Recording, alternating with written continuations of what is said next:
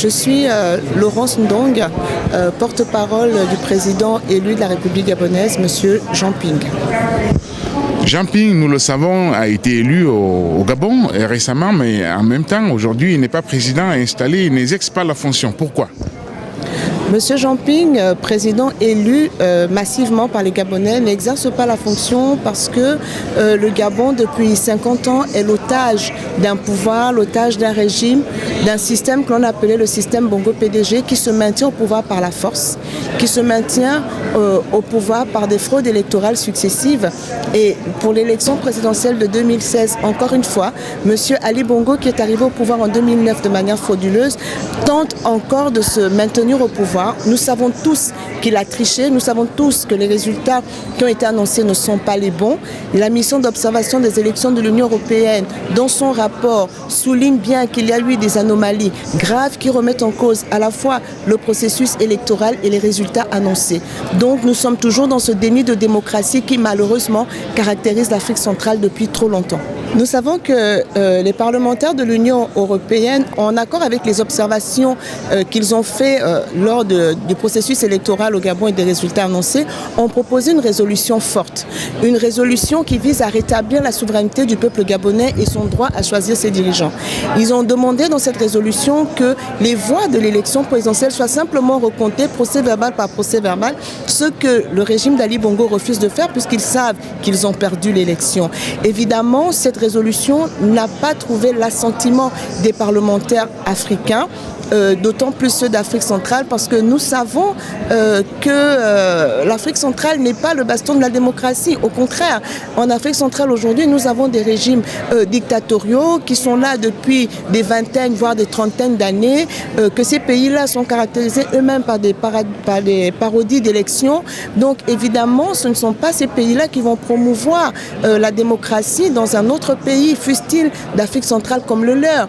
Et c'est pour ça qu'aujourd'hui, nous attendons de l'Union européenne qu'elle continue dans cette cohérence en proposant une résolution européenne qui reprend ces faits-là, qui reprend ces propositions donc de recompte des voix et évidemment qui proposera aussi des sanctions contre le régime gabonais. Et je veux préciser une chose, lorsqu'il s'agit de mal faire, les Africains veulent faire croire qu'il y a une guerre entre les Européens et les Africains, notamment au niveau du Parlement ACP-UE, où les parlementaires européens soutiennent la démocratie, se battent pour la reconnaissance du droit des Africains à choisir leurs dirigeants, et les peuples, les présidents africains qui confisquent le pouvoir veulent se maintenir et tout d'un coup, ils veulent justifier ce déni de démocratie par une appartenance, par un amour soudain de l'Afrique, cette même Afrique qu'ils pillent et dont ils oppriment les populations. Et c'est de la pure et simple manipulation. Et les démocrates ne sont pas dupes, ces dictateurs sont du passé. Aujourd'hui, l'Afrique doit se démocratiser et si l'Europe doit aider à cette démocratisation, nous sommes preneurs.